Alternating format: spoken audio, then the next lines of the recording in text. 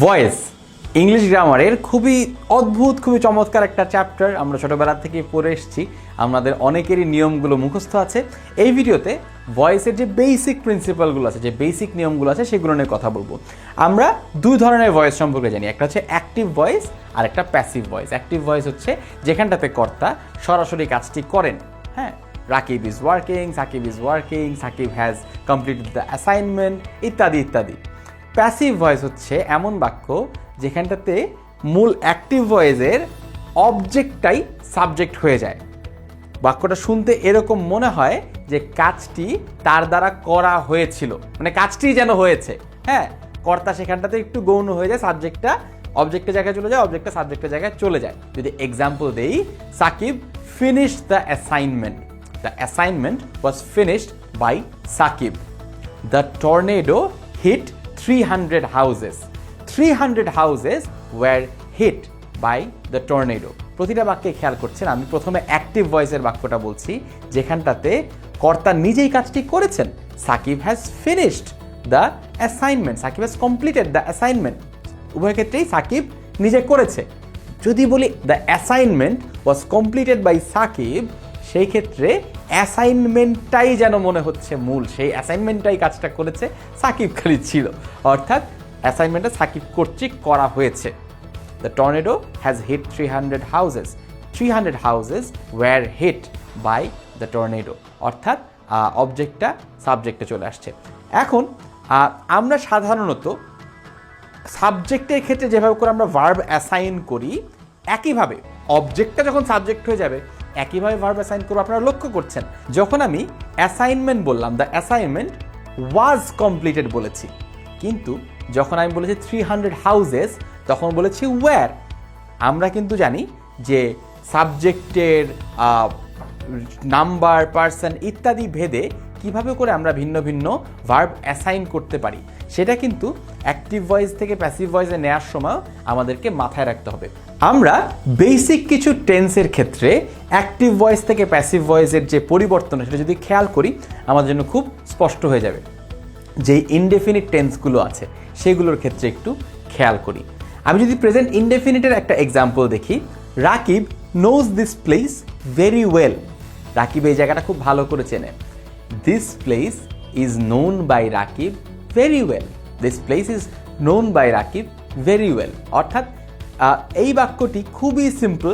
আমরা অবজেক্টটাকে সাবজেক্টের জায়গায় নিয়ে আসছি, সাবজেক্ট অনুযায়ী ভার্ব অ্যাসাইন করেছি এবং সেইভাবে করেই বাক্যটিকে চেঞ্জ করে ফেলছি। আমরা প্যাসিভ ভয়েসে অনেক অদ্ভুতভাবে চিন্তা করি যে এটার পরে ইজ নোন হবে নাকি নিউ হবে। সিম্পল, ওই অবজেক্টটাকে আপনি যদি সাবজেক্ট বানিয়ে ফেলেন এবং তারপরে ওই নতুন যে সাবজেক্ট আপনি পেয়েছেন তার হিসাব অনুযায়ী যদি তাকে তার সাবজেক্ট, তার পার্সন, তার নাম্বার ইত্যাদি যদি মাথায় রেখে একটা ভার্ব তাকে আপনি অ্যাসাইন করেন, তাহলে আপনার জন্য জিনিসটা স্পষ্ট হয়ে যাবে। পাস্ট ইনডেফিনিটের সেম বাক্যটা দেখি। যদি বলি Rakib new this place very well, কি বলবো? This place was known to Rakib very well, this place was known to Rakib very well. অর্থাৎ অবজেক্টটা আমাদের সাবজেক্ট হয়ে যাচ্ছে। আমি যদি ফিউচার ইনডেফিনিটে যাই, আমি যদি বলি Rakib will know this place very well, তাহলে আমাদেরকে বলতে হবে this place will be known by Rakib very well. লক্ষ্য করছেন যে প্রত্যেকটা জায়গায় আমরা জাস্ট অবজেক্টটাকে সাবজেক্টের জায়গায় নিয়ে আসছি এবং সেই অনুযায়ী আমরা ভার্বটাকে অ্যাসাইন করছি। এবার আমরা কন্টিনিউয়াস টেন্সের কিছু এক্সাম্পল দেখে নিই। আমরা প্রেজেন্ট কন্টিনিউয়াসের উদাহরণ দেখব, পাস্ট কন্টিনিউয়াসের উদাহরণ দেখব, ফিউচার কন্টিনিউয়াসের উদাহরণ দেখব। আমি যদি বলি I am writing this paper for my class, I am writing this paper for my class. এইটাকে যদি আমি প্যাসিভ করতে যাই তাহলে আমাকে বলতে হবে এখানে তো অবজেক্ট কোনটা? I am writing this paper, this paperটা হচ্ছে আমার object. This paper is being written by me for my class. This paper is being written by me। অর্থাৎ কন্টিনিউয়াস টেন্সের ক্ষেত্রে এই being written, being done, এই বিইং এর পরে ভার্বের পাস্ট পার্টিসিপলটা আমরা সাধারণত ব্যবহার করি। এগেইন আমি এভাবে সূত্র দিয়ে ভয়েস শেখাতে চাই না, আমি এক্সাম্পল দিয়ে শেখাতে চাই। This paper is being written by me for my class.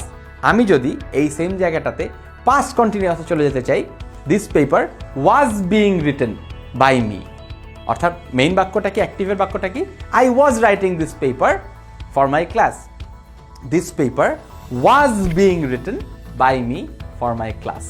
আমি যদি একইভাবে ফিউচার কন্টিনিউয়াসে চলে যেতে চাই, simple, I will be writing this paper, সেটা হয়ে যাবে this paper will be being written by me. খুবই সিম্পল, আমাদেরকে জাস্ট লাস্টে যে অবজেক্টটা আছে সেটাকে সাবজেক্টে নিয়ে আসতে হবে এবং সেটাকে কেন্দ্র করে আমাদেরকে প্যাসিভ ভয়েসটি তৈরি করতে হবে। আপনাদের কাছে যে নোটস রয়েছে সেখানটাতে আরও অতিরিক্ত ব্যাখ্যা রয়েছে, কীভাবে করে পারফেক্টকে করতে হবে, কীভাবে করে পারফেক্ট কন্টিনিউয়াসকে করতে হবে। খুবই সিম্পল হিসাব, একদম ভয় পাবার কিছু নেই। আমি পারফেক্ট কন্টিনিউয়াসের একটা ছোট্ট উদাহরণ আপনাদেরকে দিয়ে দিই। আমি যদি বলি I have been driving this car for 10 hours, this car has been being driven by me. একটু জটিল শোনায় এবং প্যাসিভ ভয়েসের সাধারণত এত জটিল বাক্য আপনাদেরকে দেওয়া হবে না ভয়েস চেঞ্জের ক্ষেত্রে। কিন্তু যদি একটু শান্ত মাথায় অবজেক্টটাকে সাবজেক্টে নিয়ে আসতে পারেন এবং তারপরে অবজেক্ট অনুযায়ী সাবজেক্টটাকে অ্যাসাইন করতে পারেন, হয়ে যাবে আপনার ভয়েস চেঞ্জ।